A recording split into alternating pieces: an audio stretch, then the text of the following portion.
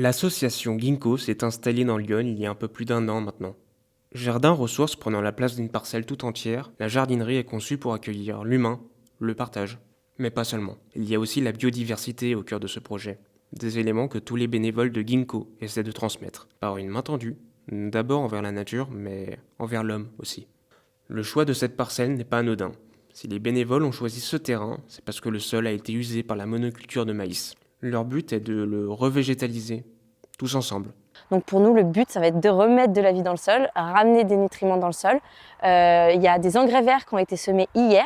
Donc les engrais verts vont vraiment pouvoir, dépolluer la parcelle, ramener un petit peu tous les éléments qui pourraient manquer pour l'instant. Et ça lui permet aussi de travailler, de ramener de la biodiversité, des vers de terre, des insectes, etc. Tout ce qui sera propice vraiment à l'évolution du sol, à se restructurer et à s'enrichir à nouveau.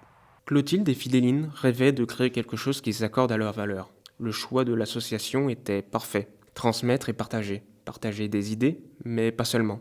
C'est aussi une histoire de laisser une trace en ce monde. Donc on a créé l'association Le Ginkgo en février 2024 et ça faisait suite à un appel à manifestation d'intérêt qui avait été lancé par la communauté d'agglomération et la ville de Sens.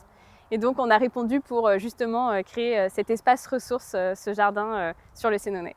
On voulait quelque chose qui ait du sens, quelque chose qui nous permette de nous lever le matin en se disant « Ok, là ce qu'on veut c'est vraiment être motivé le matin, faire quelque chose qui puisse créer une valeur, qui puisse laisser une petite empreinte à notre échelle et nous permettre d'être fiers aussi de ce qu'on fait un petit peu au quotidien. » Aujourd'hui, le projet permet de rencontrer de multiples personnes. Et c'est grâce à cela qu'ils peuvent monter en compétences. C'est ce qui fait l'ADN de Ginkgo.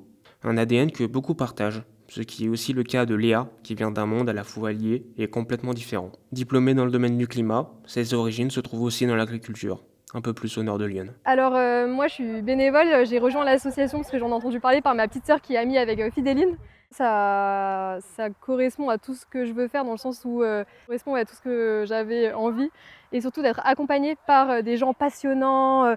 Pour moi ça correspond tout à fait à ce que je voulais faire.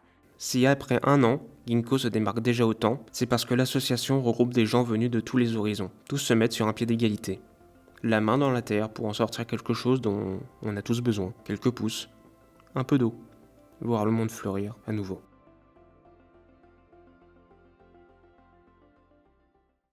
Prenez plaisir à façonner vos paysages avec la jardinerie Calencote, une équipe au service de vos besoins.